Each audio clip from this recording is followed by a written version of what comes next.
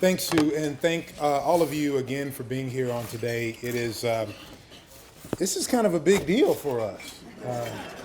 We don't often throw parties. They figure you work at a nonprofit, you only throw a party to raise money. We're throwing a party, and we're not asking you for any money. I promise. David might later. But we do say thank you all for being here. I also want to say thanks very specifically, the names of the members of our dinner committee, those who helped us to inform this work, who represent a broad swath of our work. I won't say names because names are in the program, and I'm going to forget one because I don't have them written down. Oh, actually, I have them right here, so I will say them very quickly. Reverend Aaron Ban, who's not here with us tonight, but one of our board members, who's a pastor in Granite City, Illinois, Eden grad.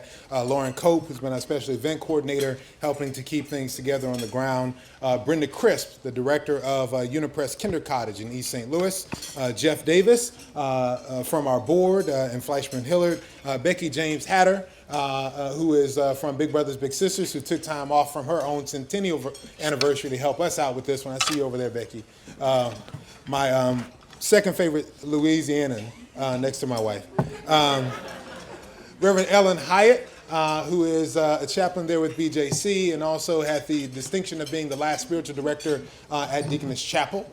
And Matt O'Danny, of course, from our staff team, our director of administration, who keeps me in line and keeps us all together. Darlene Soul, president and CEO of Neighborhood Houses, who helped us out, and I told her I just watched her all last year in their centennial, stole notes, figured out stuff that we could do. We thank Darlene for her help. Halbert Sullivan from Father Support Center, one of our impact partners, who had an extended board meeting tonight, so he can be with us. And then Reverend Dr. Tom Tupper, who is a vice president, retired from the foundation staff, who also lent his perspective to this work. So I want to thank our dinner committee for you.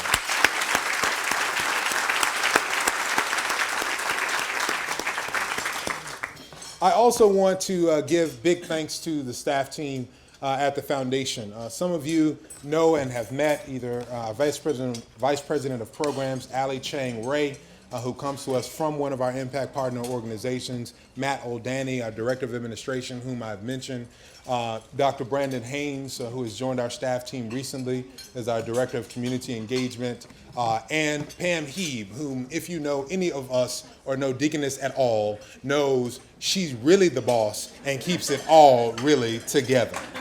Let the church say amen.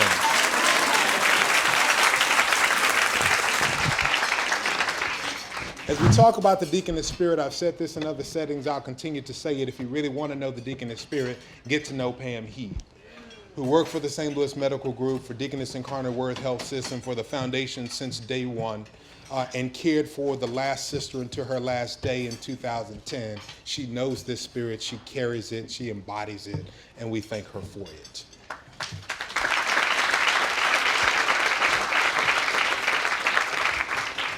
Now, just for a few minutes of reflection, we'll share with you a bit about our vision, but of course it begins with our heritage. And I'll note that after 20 years in leadership as pastor and superintendent of the Evangelical Deaconess Home and Hospital, the Reverend Frederick Jens was asked to pen the principles which we just passed on before of the deaconess work.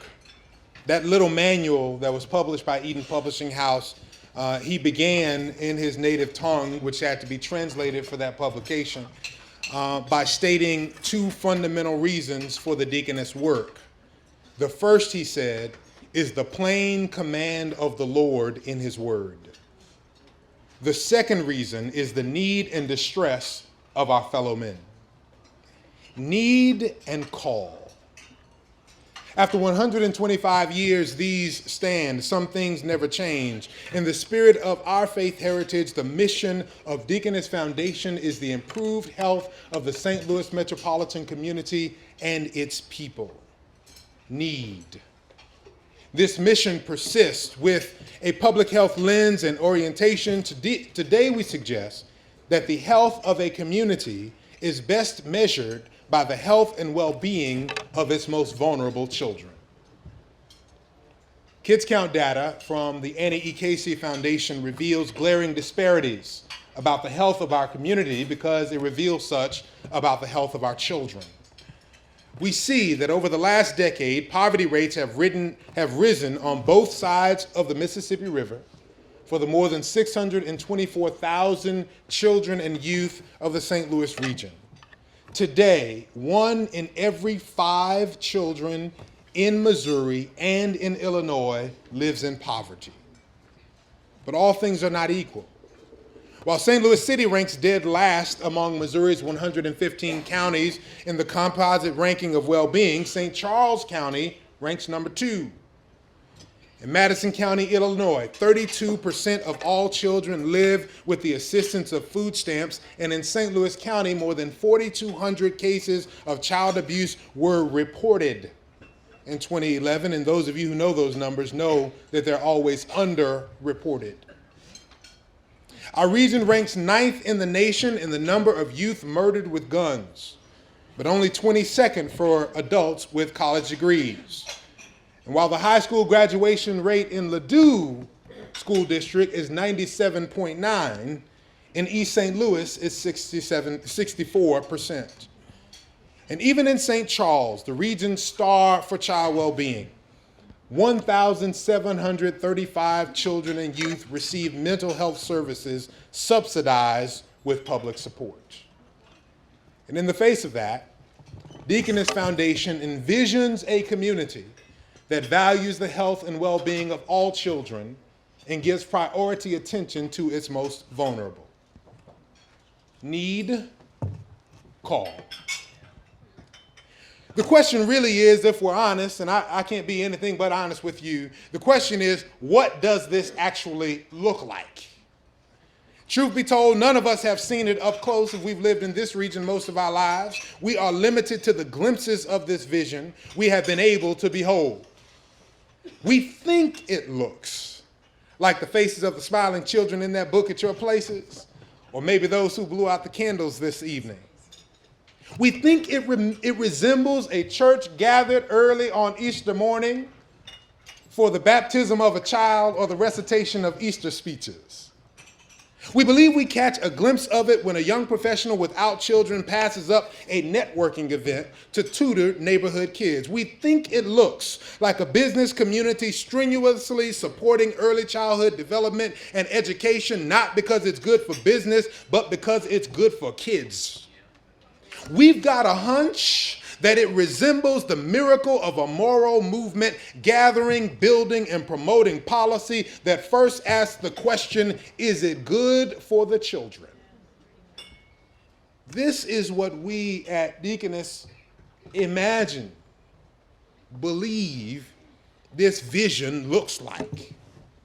We recognize that this is what Walter Brueggemann would call an alternative vision for the community and for its children, but we are convinced that this vision of healing and caring and teaching is deeply rooted and wholly consistent with the vision of those who gathered at St. Peter's Church at the corner of 14th and Carr Streets in the city of St. Louis 125 years ago. We believe while the Spirit moves in new ways, it always is guided by core values consistent with its origins. And this, I hope I don't offend anyone with this interpretation, but I figure it's late enough, you're just going to go home anyway, so you won't stop me. It seems to me the essence of our Genesis is the gathering of a marginalized population who lacked access to care because they were voiceless in an urban policy environment. It seems to me, I'll say it again because it didn't make anybody mad, I'll say it again. The essence of our Genesis is the gathering of a marginalized population who lacked access to care because they were voiceless in an urban environment, but they reached into the resources of their religious heritage to respond to a communal crisis. Ruth Rashi described this situation of St. Louis's German immigrants in the 1880s at City Hospital who, quote, were said to have felt unwelcome there because of their language barrier. Even amidst the hospital's deplorable condition, marginalized population, children in poverty, German immigrants who don't speak English, lack of access to care, not being treated well in City Hospital, 3 in 10 neighborhoods classified as distressed. Voiceless in an urban environment, cannot speak the language, cannot vote or lobby, and thus lack voice in public policy. As led by the Spirit and with prophetic imagination, we have discerned a path to nurturing this alternative vision for children. This deaconess vision does not resemble St. Louis's care for kids today. Rather, it is reminiscent of the picture of a committed core of parents and a wise teacher in the 10th chapter of the Gospel of Mark, who placed children in the center of the community and placed all his hopes on them. Suffer the little children to come unto me, and forbid them not, for of such is the kingdom of heaven. And even so, those of you who want to enter, unless you let the child in you live, then you will not enter in. The question, though, is how do we overcome the chasm between these glimpses and this vision? Holding fast to our values and mission in 2013, as Senia noted, Deaconess Foundation asked precisely this question. And over 11 months, current and former trustees read, reflected, conversed, argued, debated, did a little arm wrestling, with expert facilitation to craft a way forward. Our funding had already evolved from supporting programs to investing in organizational infrastructure. And considering the context of inequity and failing civic infrastructure, we focused on strategies to effect the systems that impact child well-being. With these strategies, in an environment of limited dollars, the literature suggests a leveraging effect. According to a 2012 study of the National Committee for Responsive Philanthropy, civic participation and policy engagement is a winning combination for foundations seeking the best possible results to achieve their aim. Every dollar grant makers and other donors provided in support of advocacy efforts reaped an average of $115 in community benefit. Now, I know y'all don't go to the casino, but you couldn't beat them odds. By strategically investing resources, leveraging other funding, convening stakeholders, supporting learning, and advocating for policy change, leading philanthropies across the nation are advancing their missions in measurable ways. Appreciating the urgent state of our community's health as indicated by the status of its children, Deaconess committed to build upon our expertise in nonprofit capacity building, an emerging position in the space of child well-being, to invest in the community's infrastructure, to make children's health a civic priority because they are our children. And so what we seek to move into is simply this, and I'm done. Deaconess Foundation will strengthen the region's capability to achieve better outcomes for children and youth through collaborative engagement and investment with diverse partners to improve systems and sustain actions that have long-term impact on the health and well-being of our children. We'll work across 4 distinct but interrelated zones of community engagement, public policy, advocacy, and financial investment. In the area of community engagement, we hope to amplify the voices of communities affected by policy by mobilizing and earning trust with these diverse constituencies. We will continue to add the value of staff expertise and our institutional network to high-impact collective initiatives for children in poverty. Our goal is to achieve an aligned civic infrastructure throughout the St. Louis region that assures access to necessary services and family supports for all children who need them. Some of you in the room have already been exposed to a new grant program in Community Voice, where we will seek to support exactly that, the voices of children and parents actively engaged in policymaking.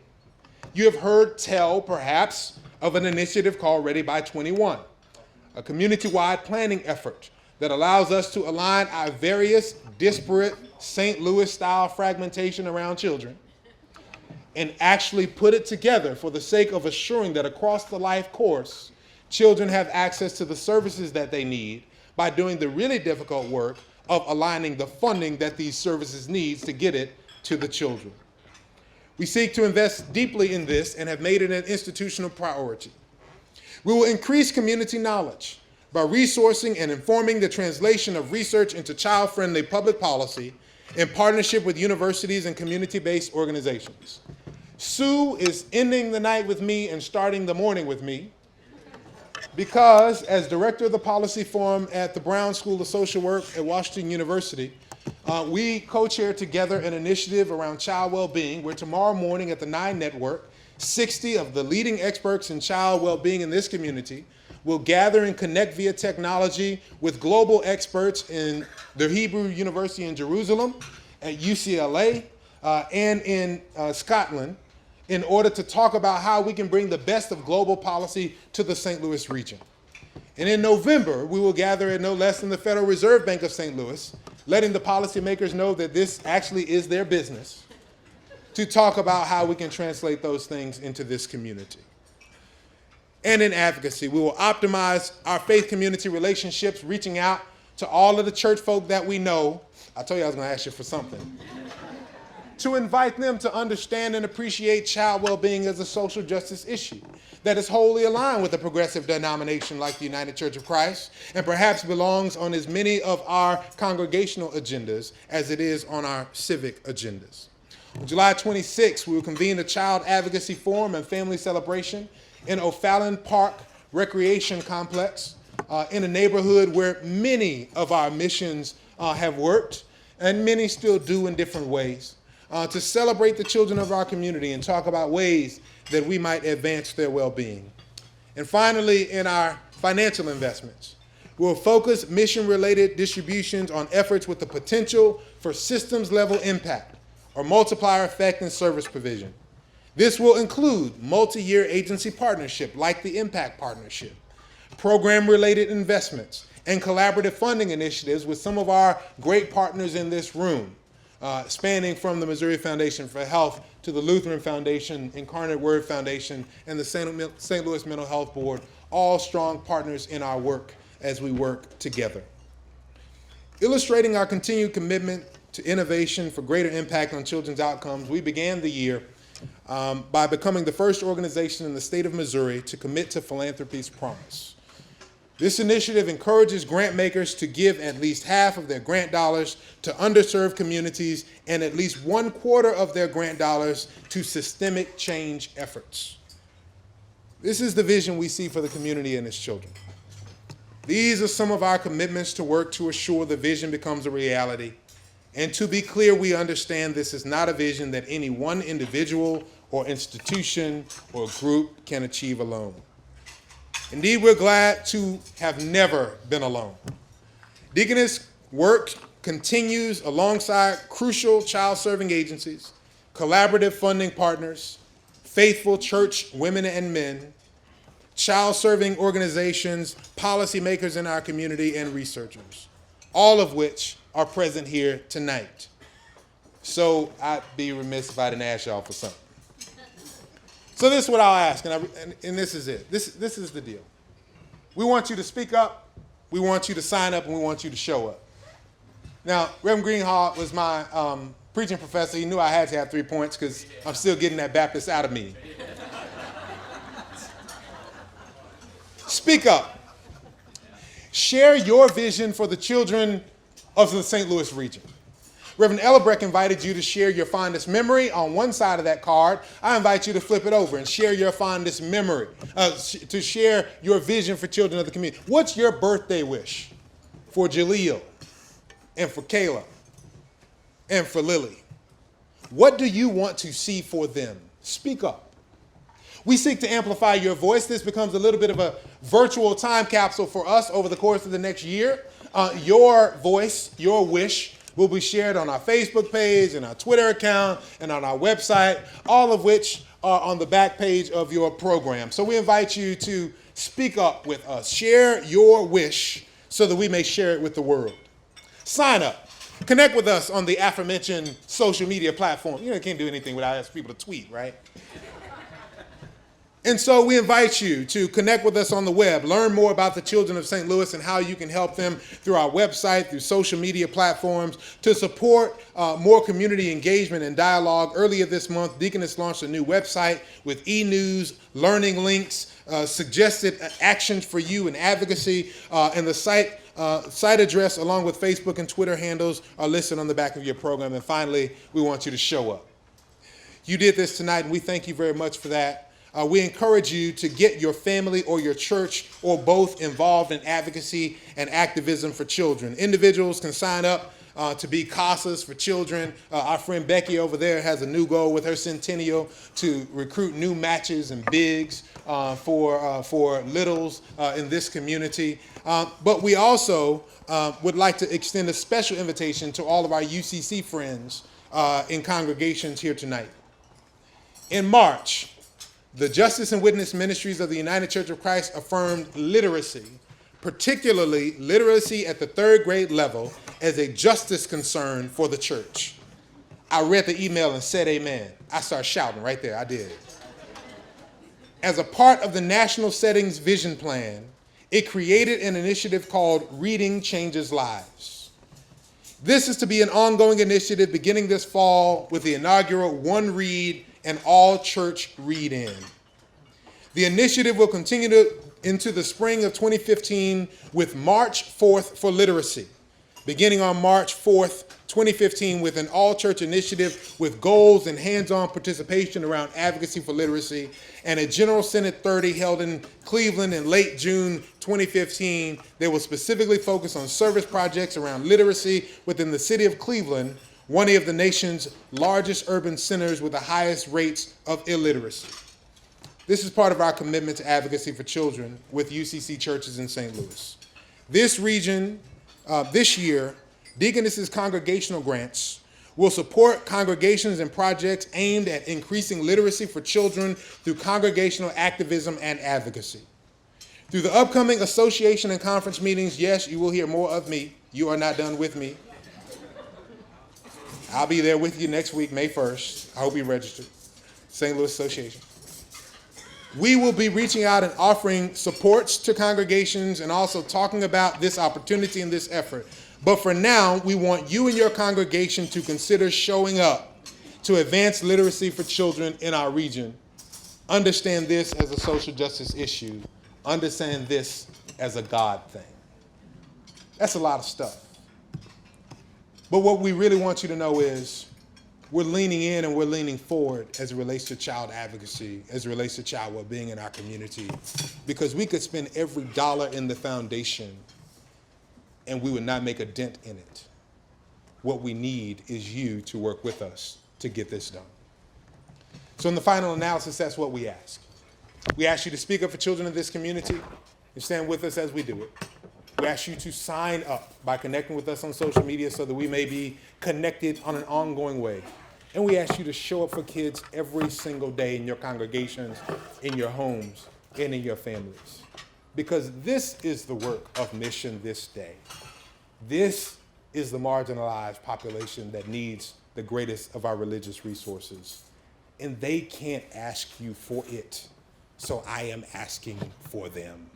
Why don't you please show up? God bless you.